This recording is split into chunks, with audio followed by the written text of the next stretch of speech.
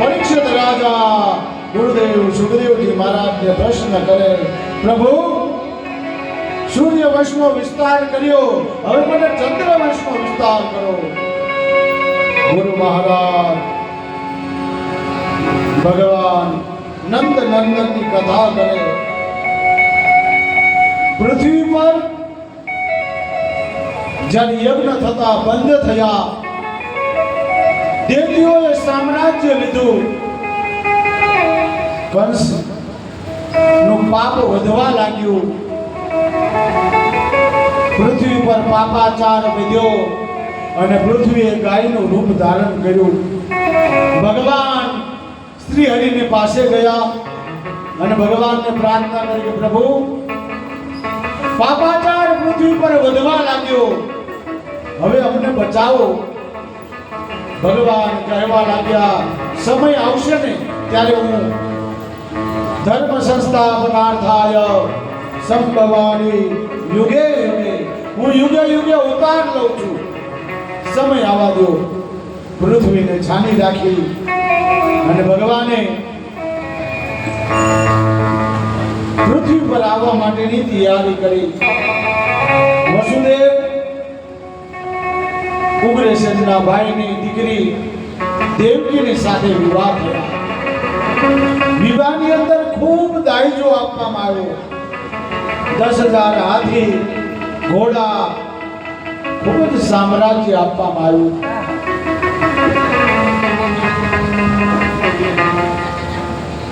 લગ્ન સંપન્ન થયા વસુદેવ અને દેવકીના। એટલે વસુદેવ અને દેવકીને રથમાં બેસાડી અને પોતાના ઘર તરફ જવા માટે પ્રયાણ કરવામાં આવ્યા। કંસે પોતાના બેનને સારું લાગે એટલા માટે સારથી બન્યો। भगवान ने विचार आयो कि मारे ज्या प्रगट थवानुं छे ई रथनो सारथी जो कंस होय तो हूँ प्रगट न थई शकूं। आकाशमांथी आकाशवाणी थई। भगवान कहेवा लाग्या, हे कंस, जेने तू रथमां लईने जाय छे एनो 8मो गर्भ तारी मौतनु कारण बनशे। અને કંસ ગભરાણો, કારણ કે મોતથી તો કોણ નથી ગભરાતો। એક સાથે બધાને મરવાનું હોય ને તો આખું માનવી તૈયાર છે, પણ માનવી બધા આવવા જોઈએ। એકલા જવાનું હોય તો આપણું આખું માનવી તો હાલે બધાનું આખું થાય, બધાને થાય આપણું થાય। એકલા નથી જવાનું, બધાને જવાનું થાય તો આપણે। એક ઋષિમાં ગામડિયા ગામની અંદર છાણા વીણવા માટે ગયા અને છાણાનો ટોપલો ભરાણો। એકલા માથા ઉપર મૂકવા માટે કોશિશ કરી પણ ટોપલો ઉપાડી ન શક્યા। અને ટોપલો ઉપાડી ન શક્યા ને એટલે આજુબાજુમાં જોયું પણ કોઈ દેખાણું નહીં।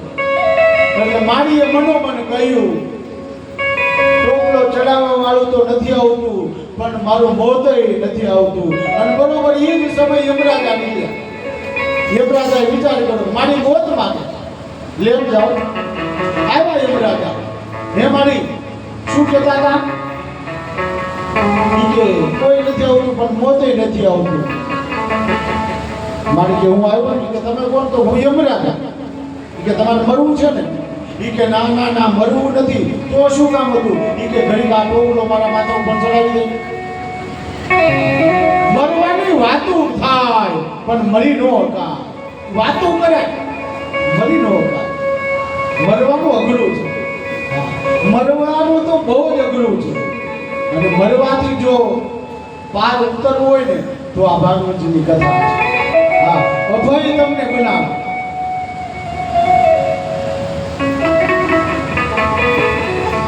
કંસ તો પોતાની બેનનો ચોટલો પકડી એક હાથમાં તલવાર અને જ્યાં મારવા જાય ત્યાં વસુદેવે કંસને સમજાવ્યો।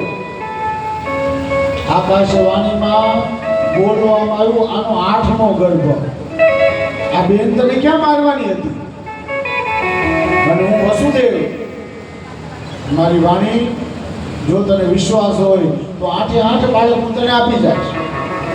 અને કંસને ભરોસો હતો વસુદેવ. દેવકી વસુદેવને બંદી ખાનામાં પૂર્યા. પછી તો સમય વીતવા લાગ્યો. દેવકી ગર્ભવતી થઈ અને બાળકનો જન્મ થયો. બાળકનો જન્મ થયો એટલે એ પહેલું બાળક હતું ને, વસુદેવજી નિયમ પ્રમાણે કંસ રાજા આગળ આવ્યા અને કંસને કહ્યું, અમારા આ જીવનનું પ્રથમ પુષ્પ છે કંસ, મારા વચન પ્રમાણે હું તને આપું. કંસને ત્યાં કોઈ બાળક નહોતું એટલે આમ હતો દયાવાન પણ મૃત્યુથી ગભરાતો. કંસે કહ્યું કે આ કેમ મને મારવાનો છે, 8મો ગર્ભ મને મારશે, આને લઈ જાઓ. વસુદેવજી લઈને પાછા આવ્યા. દેવકી બહુ રાજી થઈ કે ગમે એવો તેવો મારો ભાઈ છે, મારા બાળકને ન મારે. નારદજી મનમાં વિચાર કરે કે જો આમને આ બાળકોને મૂકી દેશે તો મારું કેમ પ્રાગટ્ય થશે, પાપ તો વધવું જોઈએ. એટલે નારદજી નારાયણ નારાયણ કરતા કરતા કંસના દરબારમાં ગયા અને બાજુમાં કમળ પડ્યું હતું ને, કમળ લેતા ગયા. કંસને કહ્યું કેમ છે કંસ? કંસ કે આનંદમાં. નારદજી કે ખાક આનંદમાં. આકાશવાણી કઈ બોલતી હતી યાદ છે? તો ના, દેવકીનો 8મો ગર્ભ. 8મો કયો એ ખબર છે? કંસ નારદજીને કે એમ નહીં, ચોખ્ખી વાત કરવામાં મને સમજાતું નથી. એટલે નારદજી કમળ હાથમાં હતું ને, આમ 8 પાકડી હતી.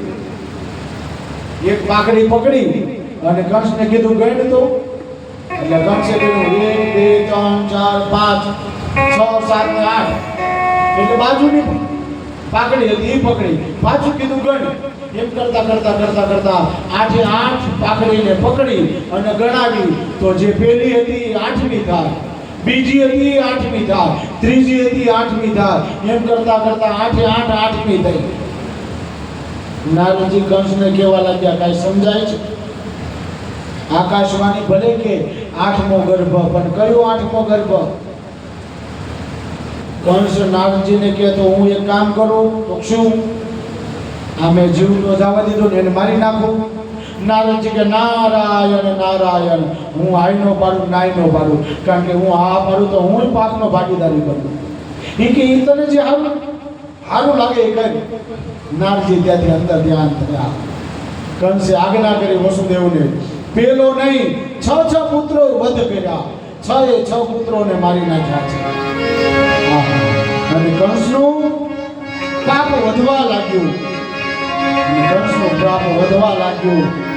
દેવતાઓ ભગવાનને પ્રાર્થના કરે, પ્રભુ આ પૃથ્વી પર પાપ વધવા લાગ્યું છે, હવે તમે પધારો, આ પાપને હરો, અમારું અનુગ્રહ કરો. પ્રભુને પ્રાર્થના કરી. વૈકુંઠ લોકમાં પ્રભુ આવવાની તૈયારી કરે. ત્યાં બલદેવજી છે કે આગળ થયા, ભગવાનના હાથ પકડી લીધો, ઉભા રહ્યો. રામા અવતારમાં તમે પેલા ગયા હતા ને એટલે મારે તમારું બધું માનવું પડ્યું. હા, લક્ષ્મણજી નાના હતા. રામ કે એમ જ લક્ષ્મણને કરવું પડે કે રામા અવતારમાં તમે મોટા હતા એટલે તમે કીધું નહીં, મેં કહ્યું. હવે આવો તો તમે પાછળ મને જવા દે. અને દાઉ ભૈયા 7મા ગર્ભ તરીકે સ્થાપન થયા. ભગવાને માયાની આજ્ઞા કરી. એ ગર્ભ હતો એ વસુદેવની બીજી પુત્રી, બીજી પત્ની રોહિણીજીના ગર્ભની અંદર સ્થાપના કરી છે. અને હવે 8મો આવ્યો. સમય વીતવા લાગ્યો. દેવતાઓ, દાનવો, માનવો ભગવાનની સ્તુતિ કરી. કાર્તક ગયો અને માક્ષર આવ્યો, પોષ ગયો, મહા આવ્યો, ફાગણ ગયો, ચૈત્ર આવ્યો, વૈશાખ આવ્યો, જેઠ મહિનો આવ્યો અને જેઠ ગયો ને બરોબર અષાઢ આવ્યો અને કાળા ડિબાંગ વાદળાવા ખાવા માંડ્યા. અષાઢ મહિનો. હા, અને અષાઢ મહિનાની અંદર 12 ખાંગા થાય અને કવિઓ વર્ણન કરે. અષાઢ ઉછાળમ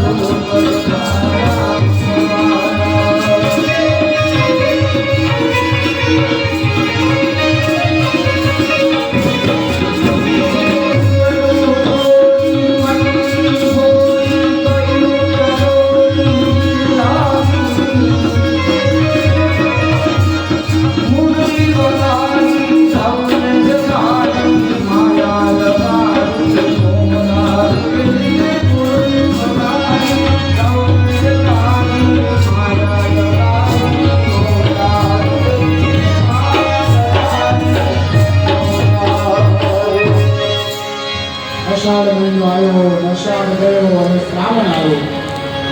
આ શ્રાવણ મહિનામાં ધીમો ધીમો ધીમો ધીમો વરસાદ વરસતો હોય. એકમ ગઈ, બીજ આવી, શુક્લ પક્ષ ગયું અને કૃષ્ણ પક્ષ આવ્યું. દેવતાઓ આકાશમાં આવી આવી અને ભગવાનની સ્તુતિ કરે કે પ્રભુ હવે પધારો. ગાંધર્વો, ચારણો, વેદો સાક્ષાત મનુષ્યનું રૂપ ધારણ કરી અને ભગવાનને પ્રાર્થના કરી, પ્રભુ હવે પધારો. આ પૃથ્વી પરનો ભાર હરો, પ્રભુ પધારો. દેવતાઓ, ચારણો, ગાંધર્વો કૈલાસને છોડી અને સાક્ષાત ભગવાન ભોળિયોના